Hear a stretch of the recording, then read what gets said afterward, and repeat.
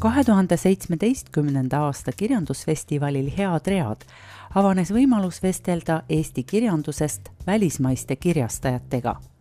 Uurisime, missugused Eesti kirjanikud on neile silma jäänud, missuguseid teoseid peetakse tõlkimise ja väljaandmise vääriliseks ning kui palju suurtes keeleruumides üsna tundmatust väikeriigist pärit kirjandus lugejates huvi äratab.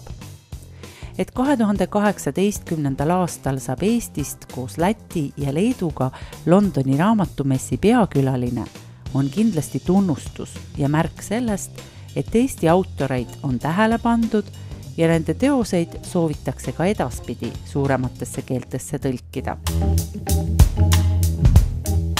I'm on my journey on Estonian literature. I'm at the start of it, but I'm on a journey. Strangely enough, I wanted to come here on holiday, but I was lucky enough to be able to come for work. I'd heard about the literature festival and how engaged everybody was with it. So obviously that was the time that I wanted to make my first trip to Tallinn and indeed to Estonia.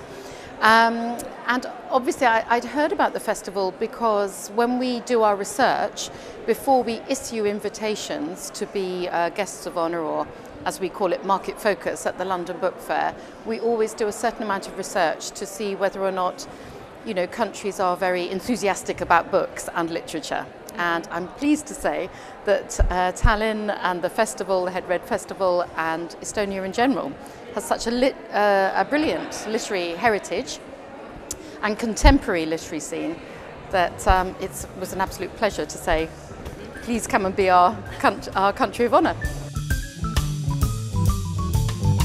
I've been here a few times actually. Yeah, I've travelled once through the Baltics many years ago, and I visited Jan Kros then, who I was already publishing in Holland, which was an immense honour, of course.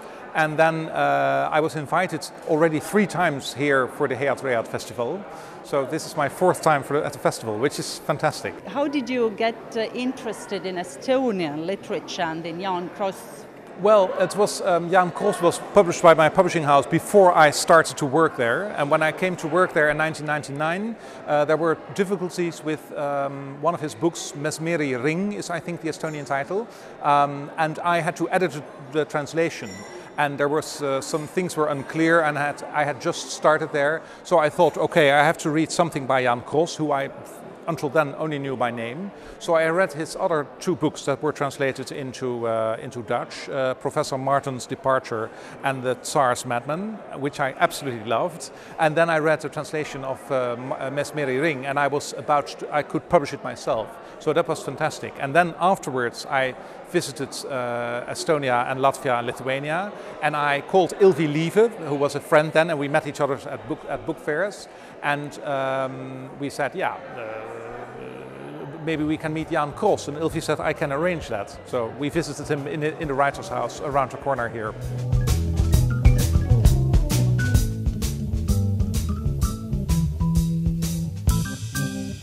The publishing house I work for is called Grove Atlantic, and we're part of a press that really found its footing in the 50s. We published Samuel Beckett, Bertolt Brecht, Harold Pinter, Tom Stoppard,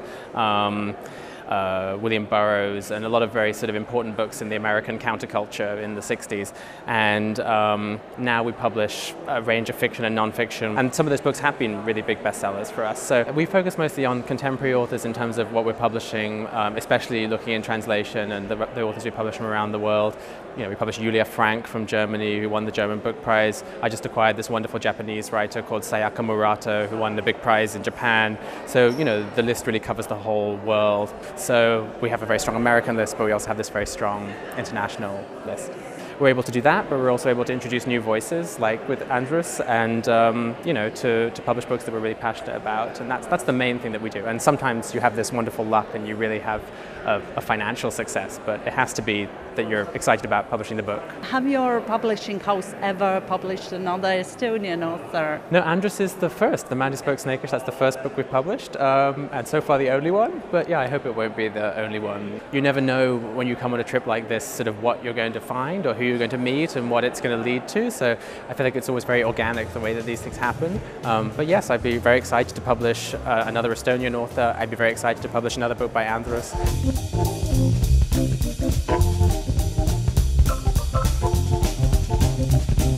I've been here once before for the same festival. Your publishing house has already published several Estonian authors. We've already published Marisad, The Savior of Lasnamäe, and Rain Raud's The Death of the Perfect Sentence. How have you found these authors? It's always quite difficult because we have to go on reports, sometimes sample translations of the works. In these cases, I just read short translated sections of the books and also reports on the whole of the book. We're a Scottish publisher, so we publish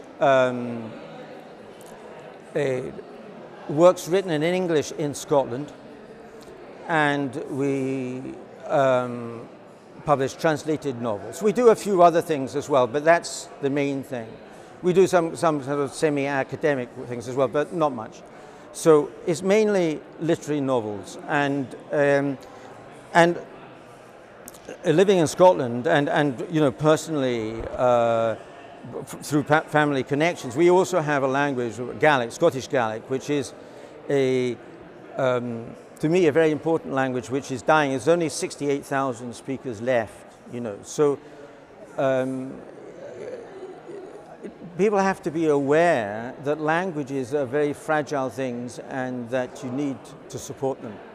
If you're working with translated novels, it also makes sense to work in a certain area. I mean, not maybe one country, but a few countries. So we've translated Swedish novels, Finnish novels, Estonian novels, and we're bringing out Lithuanian and Latvian novels.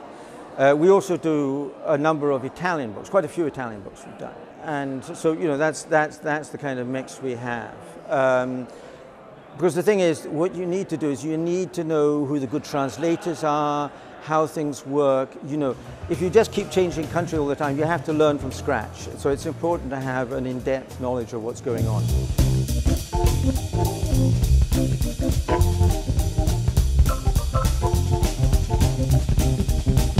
I'm very happy that I read the English translation 2 years ago of the Between Three Plagues, the book, which I found fantastic book, really great book, and I'm very happy that we're going to publish the translation in September. It's almost ready, the translation, and we're already editing it, and we're publishing it in September. And the two translators in Holland who translate from Estonian into Dutch, there are only two of them, they work together on this great book. Do Dutch people like Jan Gross's work? It's never been a huge bestseller. It's always the print runs are something like between 2,000 and 3,000 copies usually, but they sell out. There's a lot of interest, and at a certain moment when it's sold out, it's sometimes even difficult to find second-hand copies because it is a small group of people who know him, but the people who want to know him really go for him. And I hope that with Between Three Plagues, well, it's also a book about Europe, it's also a book about our world, about our society in a way now, the Russian threat in a way, which is still possible danger for Europe again after 20, 30 years. Maybe there is some interest there, I hope so.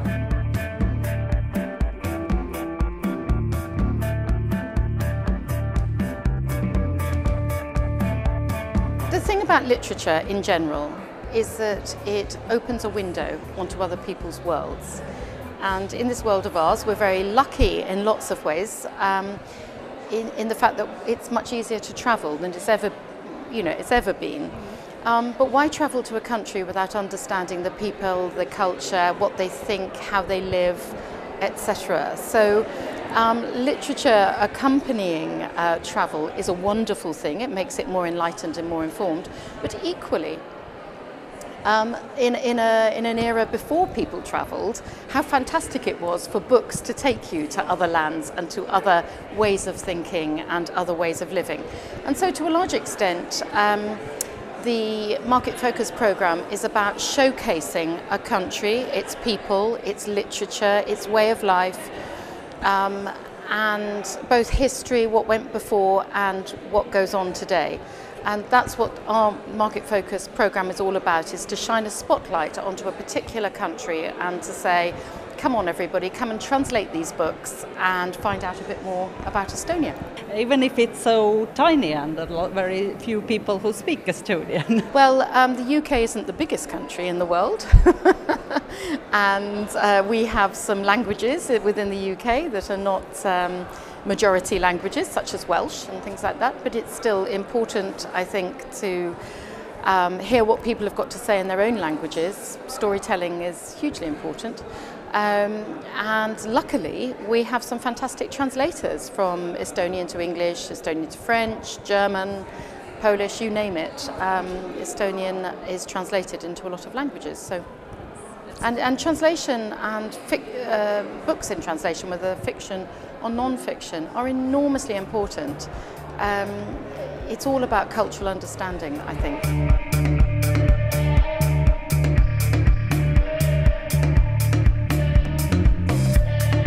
There are a few advantages in this. First of all, because these languages are not very accessible to European publishers, who probably know that obviously their own language, English and maybe French or German, they don't have easy access to these languages. So there are still great books, you know, like Tammsaare, that haven't yet been translated into English. I mean, his books have been, his principal work, his pentalogy, has been translated into German and French, but this will be the first time it's translated into English. There is other aspect which I think is very important, and that is that each language is a way of looking at the world. It is unique. Social linguists argue about whether languages do the same things or not. I am of the opinion that languages do things differently, and you can't do some things in one language that you can do in another, and vice versa. Every language has its strengths and every language has its weaknesses. So it's very important to keep the smaller languages going, because if those languages disappear in the global economy, then humanity loses something that cannot be brought back. And language death is not a new thing. Of course, it's happened over the millennia, but in the past, where languages have died, new languages have been created, but that's no longer the case. When languages die, they're gone forever. And a particular way of looking at the world is gone.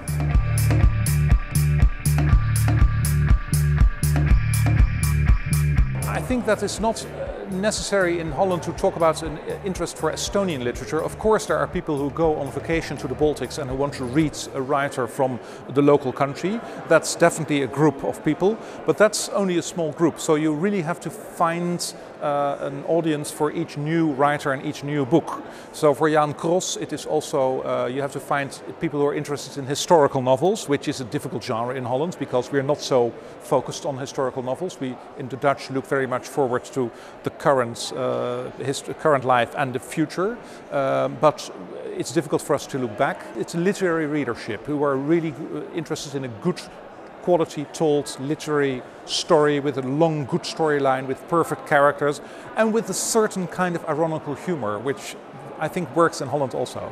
Yeah. But now you will continue with publishing Estonian authors, I hope so. you? Yeah. We published Andrus Kivirek also, for example, the man who spoke Snakish. It worked quite well. It was not huge like in France, where it was an immense success, I think. But in Holland it was quite successful. For such a book we sold 5,000 copies, which is not bad in Holland, so in our market. So that's, no, I was not unhappy with it. I don't read Estonian. It's apologies, it's a very difficult language for people who are not from Estonia. But I read English and French and German. So the Jan Kros book I was able to read in English, for example. Kivirek I was able to read in French. So if one of these writers has been translated into a major European language, then it's easier to to judge on it, because I like to read books myself and not to be dependent only on readers' reports. But of course sometimes you have to be directed in a certain way, and these fellowships are very useful for it, because you speak with people from Estonia who tell you about their favorite writers and about whether it would be good for you to publish them and translate them or not, what would be the good things for translating, what would be the difficult things about translating this very author. So that's very useful information. And why did you choose Kivirähk? Because it's very different from Jan Kross. Yeah. Well, we are a big publishing house in Holland. I work for Prometheus Publishers, which is the biggest independent publishing house in Holland.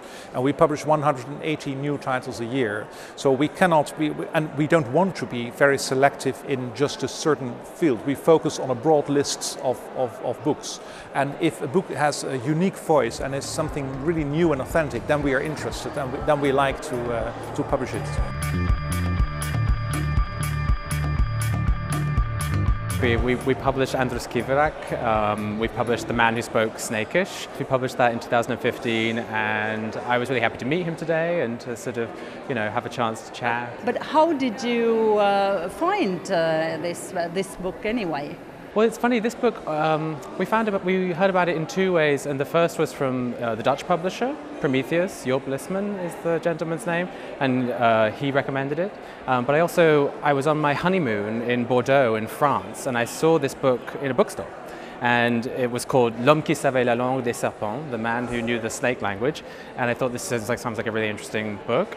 And so I picked it up and I read it. And so I'd already kind of seen the book once. And so when we heard about it twice, I was like, okay, that really means there's something interesting here. And then we translated it into English. But yes, first it was the French publisher that had published it. In America, it's very vast. What kind of audience could be for this kind of books? Well, it's such a unique book, and it's funny, and it's strange, and it's very serious too in its own way. There's a lot of pathos. It's a very moving, emotional book too.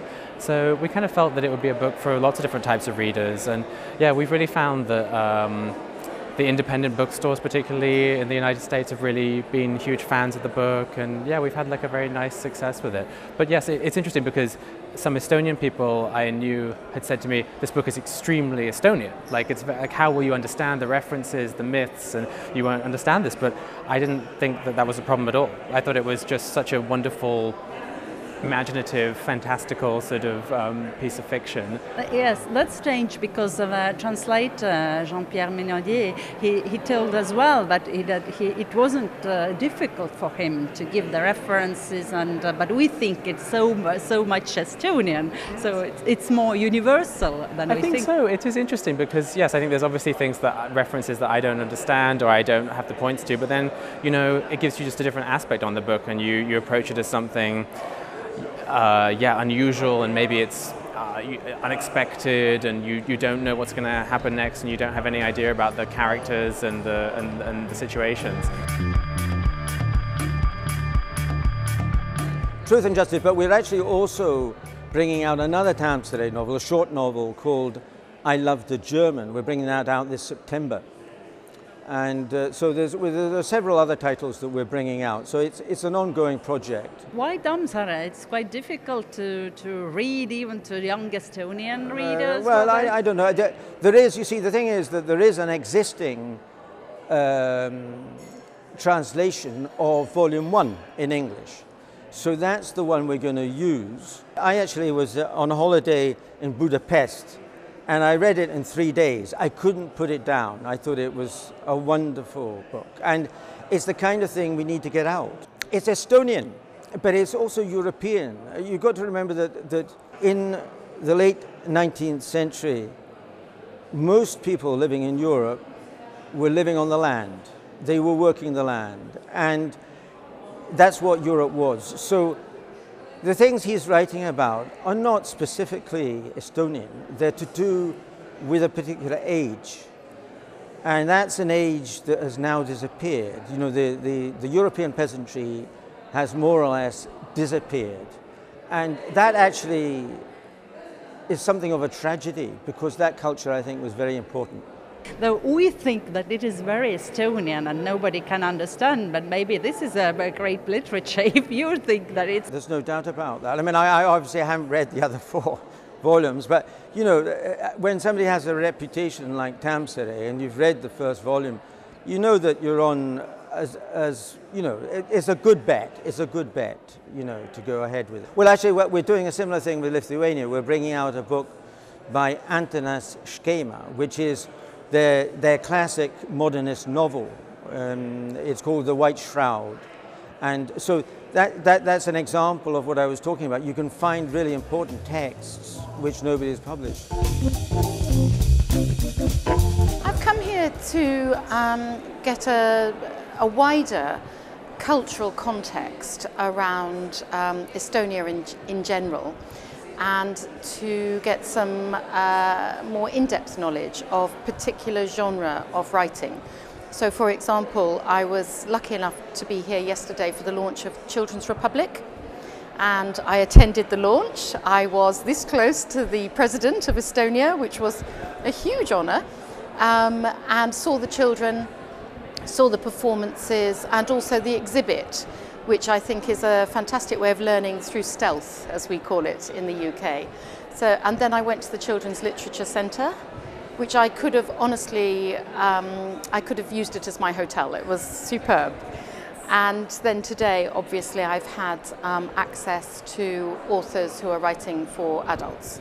And if it's a focus on our country, then will be represented all kinds of all genres of literature, like children's literature. Absolutely, children's through to history books, which, given that this is also part of a centenary celebration, why not look back on the last 100 years at least of Estonia, not only of Estonia and its history, but Estonia and its writing over 100 years.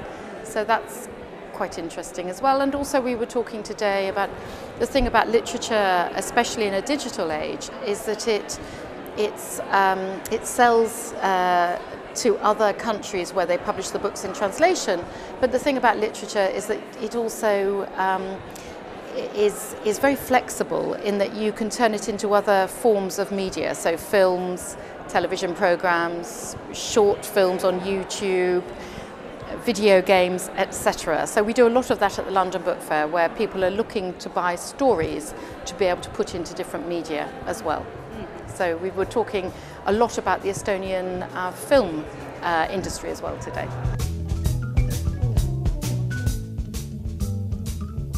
But if you publish an author that nobody has never heard of, is it a risk for you?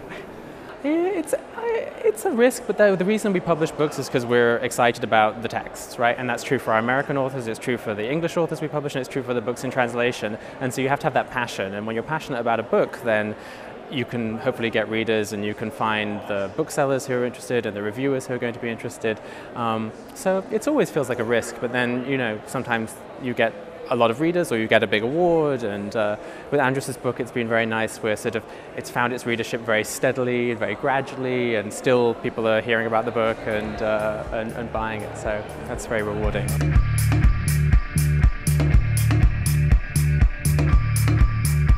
Publishing or translating these small languages like Estonian, it's so rare. Is it a purpose in itself to discover different writers from different languages? Our publishing house, we publish a lot of books, and it's not our specialty to concentrate on, in general, on smaller languages.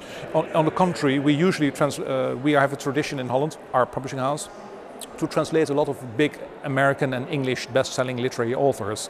But I like to combine that also with writers and languages from lesser-known countries. So if I am in Estonia and if I discover someone who's interesting, I want to go for that writer. It's a kind of risk, and you take it on the behalf of those who sell better. Yeah, it's a kind of risk, but at a certain moment it's also a calculated risk, because I read the books then in German or French or English, and I decide to publish them, and then I can convince the entire publishing house, okay, let's make this into a success, let's do our best for it. So you can predict a little bit how... No, you can never predict, no. No publisher can predict if a book becomes a bestseller or not, otherwise all publishers would be millionaires, and it's always, you cannot not predict human taste. You can maybe, sometimes you think you can, but it's always a surprise if a book will success or will fail. And the thing is that you have to be careful with your calculations. One of the big important things about Estonia is that Estonia has very generous translation grants, which makes the risk of publishing such a book smaller for the publisher. So the initial costs are lower, which makes a decision to publish a translated book a bit easier. And that's very helpful, because otherwise it would be a very big risk. Yeah. It's very difficult to sell contemporary translated novels into English. This is partly because the Anglophone world is really quite insular. It's big, but it's insular. It's inward looking. I sometimes call this the provincialism of the powerful. And so, but I think what some publishers are trying to do is to wake people up to the fact there's a lot of interesting things happening in other languages, and that our own literatures could learn from those other literatures.